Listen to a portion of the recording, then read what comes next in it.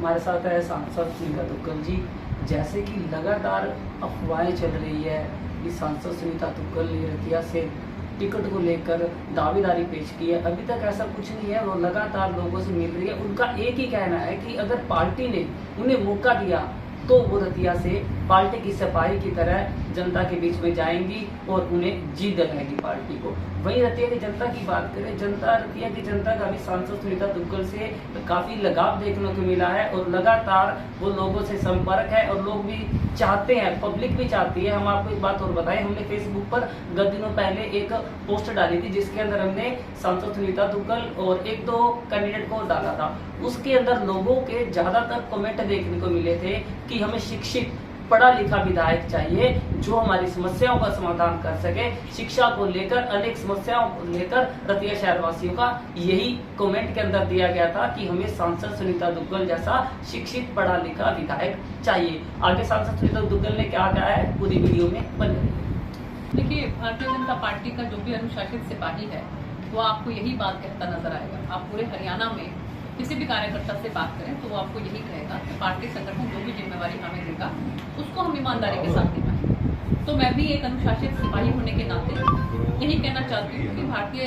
जनता party जो है वो दुनिया का सबसे बड़ा संगठन है और बड़ा अनुशासित संगठन है। तो पार्टी जो भी जिम्मेवारी मुझे देगी तो मैं उसको ईमानदारी के साथ और मेहनत के साथ निभाऊंगी। मैम, आप सांसद भी रह चुके हैं, हालांकि रतिया की आपने अनेक समस्याओं को लेकर कई बार मुद्दा उठाया भी है। जनता की, रतिया की अनेक समस्याएं हैं। अगर आपको पार्टी मौका देती है, आप रतिया से चुनाव जीत जाते हो, क्या रतिया की समस्याओं का समाधान होगा?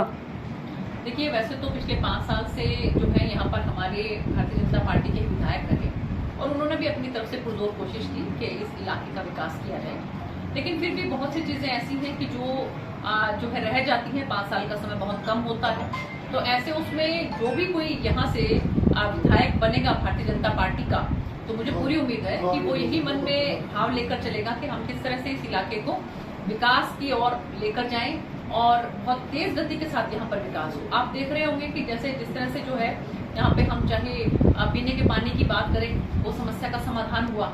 इसके साथ साथ अब जो ये सड़क जो है अभी बन रही है, हालांकि फिलहाल में बहुत दिक्कत आ रही है, लेकिन कभी भी आप कोई नया घर बनाते हो तो उसमें आप सबसे पहले जो है घर के सारे सामान को बाहर निकालते हो, उसके बाद आप उसकी पूरी वाइट वॉश करते हो, फिर दोबारा से जब सामान जचाते हो तो आपको बहुत अच्छा लगता है। तो ये जो समस्या जो है ये टेम्परेरी समस्या है, लेकिन बहुत जोर शोर के साथ जो है इस सड़क का काम चल रहा है और मुझे पूरी उम्मीद है कि आने वाले बहुत जल्द कुछ ही समय के अंदर अंदर जो है बहुत बढ़िया सड़क जो है यहाँ पर हमारे रतिया वासियों को देखने को मिलेगी। एक मैडम, आपके ऊपर जो बाहरी का आरोप लग रहा है रतिया शहर में, उसकी चर्चा भी चल रही है, उसके बारे में क्या कहेंगे? देखिए, मुझे तो नहीं लगता कि बाहरी का मुझ पे किसी तरह का कोई आरोप लग रहा है, क्योंकि बाहरी होना कोई आरोप वाली बात तो है नहीं, कोई अपराध नहीं है कोई। और दूसरी बात ये कि बाहरी किसको कहा जाता है? बाहरी तो मुझे लगता है कि जो शायद हो सकता है कि उनके लिए ये इस्तेमाल किया जाता हो शब्द जो दूसरी पार्टी छोड़कर जो है हमारी पार्टी में आते हैं, लेकिन हम तो उनका भी बहुत स्वागत करते हैं, हम तो उनको भी बाहरी नहीं कहते। अगर उनकी विचारधारा जो है वो अब हमारी पार्टी के साथ मेल खा रही है तो हम तो उनको भी बाहरी नहीं कहते। तो मुझे नहीं समझ में आता कि कौन बाहरी कह रहा है और किसको बाहरी कह रहा है।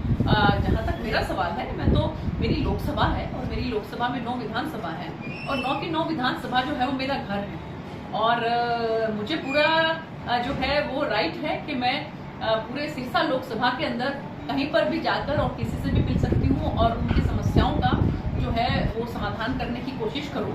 तो ये तो मेरी एक सांसद के तौर पर जिम्मेवारी भी थी और भारतीय जनता पार्टी की सांसद में थी 2019 से लेकर 2024 तक, और पूर्व सांसद होने के नाते भी मेरी जिम्मेवारी बनती है पूरी लोकसभा के अंदर जहां कहीं पर भी मुझे कोई याद करेगा, मुझे कोई बुलाएगा, किसी को कोई अपनी समस्या बतानी होगी तो मैं जरूर वो उसको सुनूंगी और उसका समाधान करने की कोशिश करूंगी। जो एमपी के रहते हुए आपके कोई काम रह गए, जैसे रतिया में विधानसभा में बात करें, तो उसको आप फर्स्ट टाइम कौन से मुद्दे की बात करेंगे, पहले करेंगे? मैंने वैसे तो देखिए पार्लियामेंट के अंदर जो है बहुत जबरदस्त तरीके से, पुरजोर तरीके से जिस भी विधानसभा की जो समस्या थी उनको उठाया वहां पर। खासकर रतिया की मैं बात करूं तो रतिया में मैंने 2-3 समस्याओं को पार्लियामेंट में उठाया था। नंबर 1 तो जो यहाँ पर नशे की जो समस्या है उसको मैंने बहुत पुरजोर तरीके से उठाया था और मैंने ये भी मांग की थी कि इसको 193 के अंदर जो है इसके ऊपर पूरा डिबेट होनी चाहिए। सभी के सभी जो पार्टीज के जो सदस्य हैं वो इसके अंदर भागीदारी करें। और इसके साथ साथ घग्गर नदी जो है उसके बारे में भी मैंने पूरी चर्चा जो है पार्लियामेंट के अंदर की थी।